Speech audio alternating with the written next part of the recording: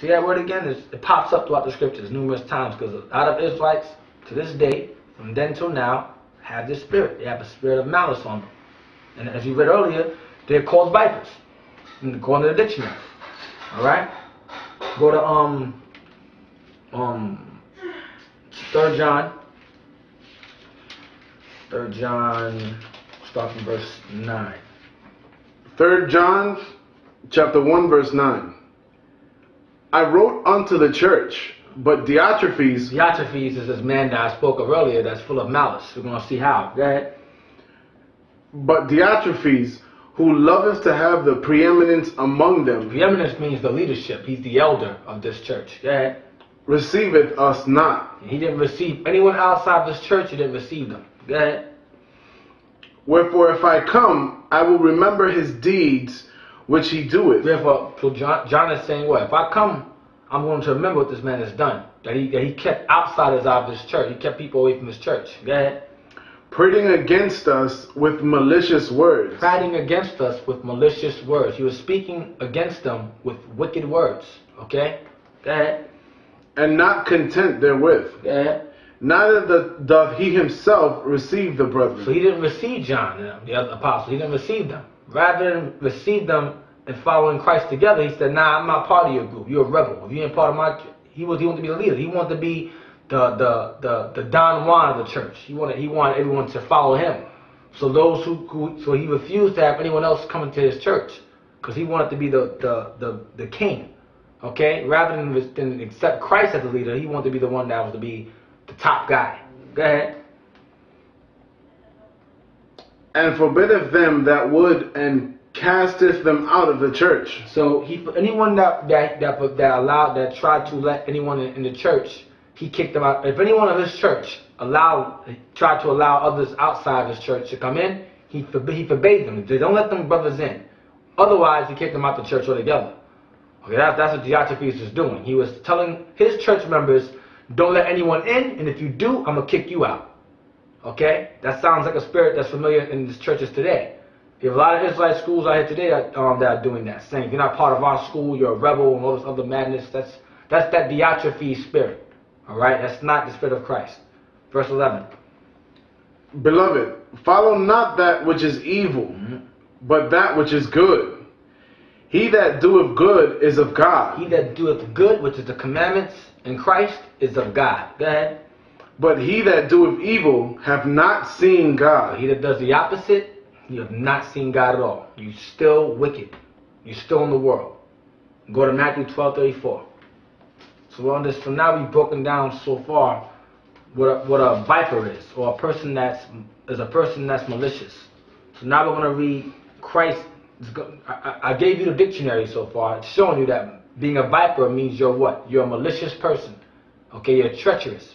Now we're going to see Christ say it now. We're not going to rely only on the dictionary. We're going to use scriptures as well to back it up.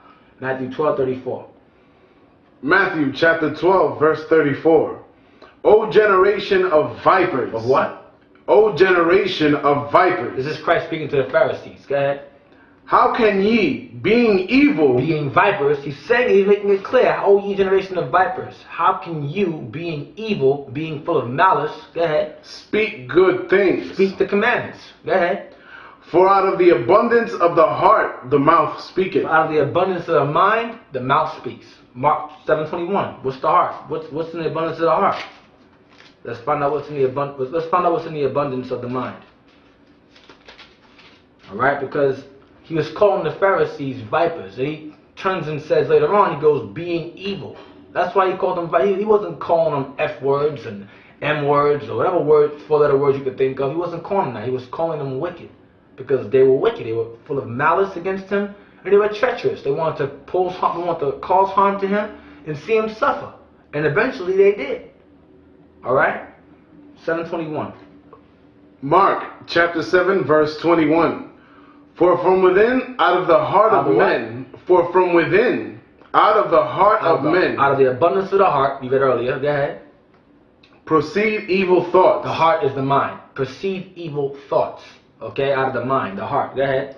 Adulteries, fornications, murders, thefts, covetousness, wickedness, deceit, lasciviousness, an evil eye, blasphemy, pride, foolishness.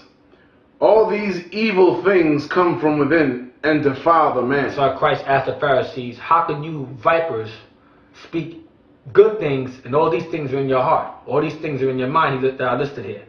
Alright? That's why Christ called them vipers. Alright? So for those of you out there who think that Christ is calling them MFers, you gotta show me a scripture that says that. Because that's not what he's talking about. Christ said, how can you, generation of vipers, being evil, vipers, same thing, speak good things? He's asking him a question. Alright? Go to Psalms 58, verse 4 to 5.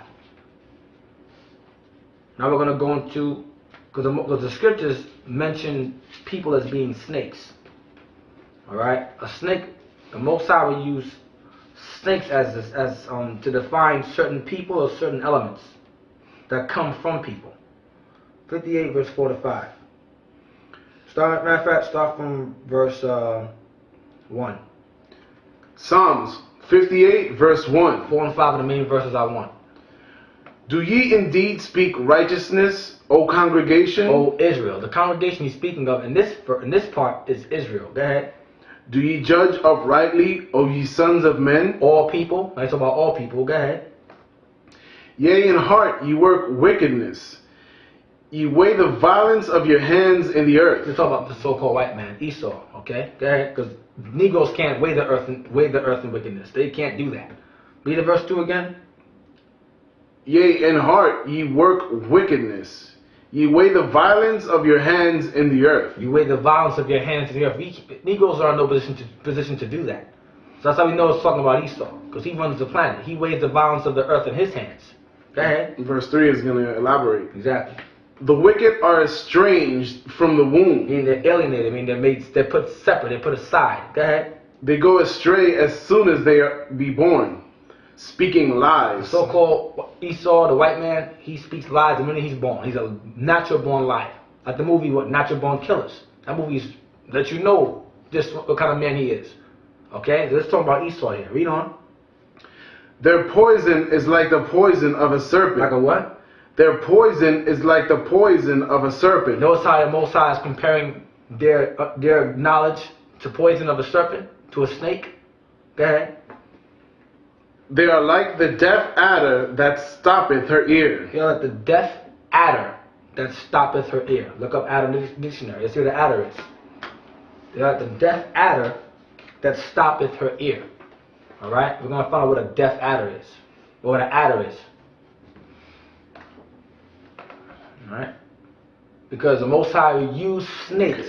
The Most High used snakes to basically define certain types of people and certain things that come out of their mouth.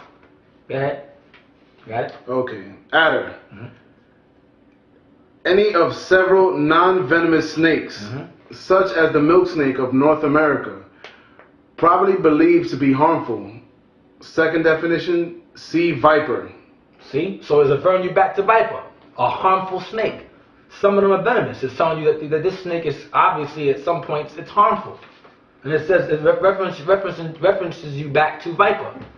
Okay? So the Most High sometimes he'll use a snake to define a person. So now go back to the scriptures again. That's all I wanted.